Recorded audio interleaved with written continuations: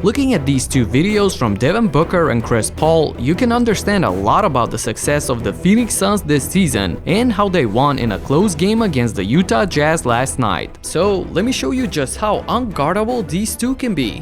What up everybody, my name is Stefan and this is Heat Check. Let's get into it. The strategy was putting Gobert in the pick and roll. Right here, good screen by Ayton, Rudy doesn't come out to contest, Booker raises up and knocks it down. And look at this setup for Chris Paul. The high screen, he accelerates and Rudy has to drop to protect the basket. Paul stops on a dime, fires and scores. Having players who are 52.5% and 49% respectively from mid-range is elite. So I guess that's kind of like pick your poison type of situation. Either the big man is gonna commit to the switch and leave them room to blow by for the layup, or do it haphazardly like this, where he'll just show and wait for the main defender to recover, hoping that they'll be on time, or that these two sharpshooters for the Suns are not gonna hit a lot of their shots. Which last night wasn't the case, as Booker exploded for 35 points while Chris Paul was also great with 29 points and 9 assists on 50% shooting. Classic point guard. Look at this, after the screen in this situation, there is space for him, so he fires up and swishes it.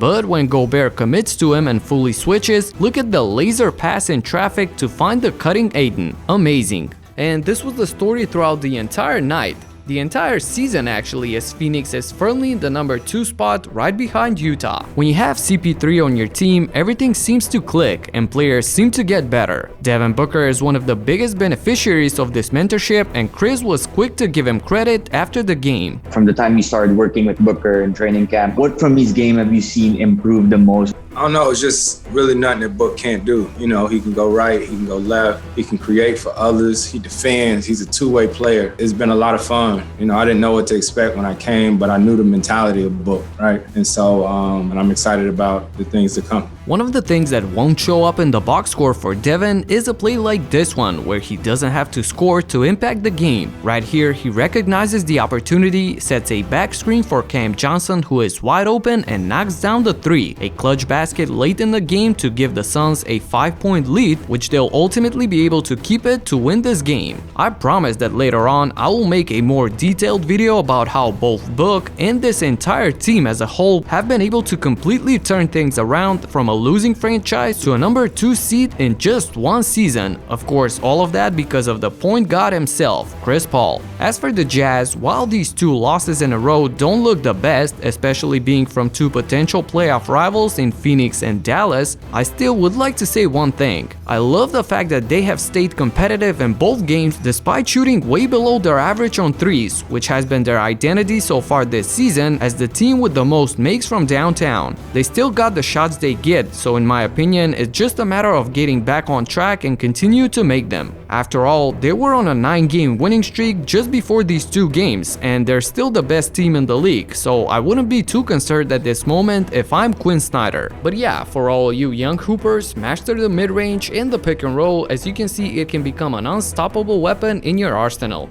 That's it for now. Subscribe and talk to you in the next one. Peace out. Let's go closer for a mid-range.